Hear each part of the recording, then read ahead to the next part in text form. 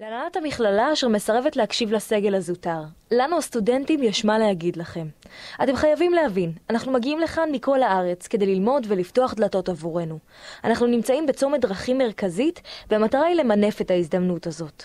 אתם אומרים בפרסומות ובימים הפתוחים שכאן באקדמית זה בדיוק כמו באוניברסיטה.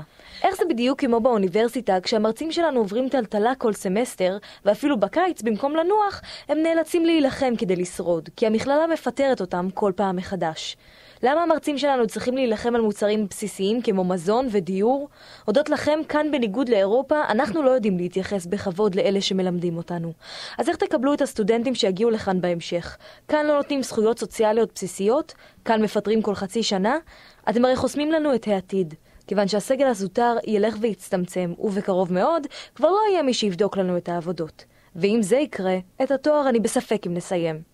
אם המכללה לא תתעורר ותחליט להכניס קצת כסף לסגל הכל כך מסור של המכללה, אז בשנה הבאה זה יהיה קטסטרופה. עבור כולם, כיוון שכל הסגל הזוטר פשוט יעזוב ככל הנראה, ויהיו מוסדות עם סגל טוב, ואנחנו כאן באקדמית נשאר בתחתית הסולם. וכן, זה יפגע גם בסייבר.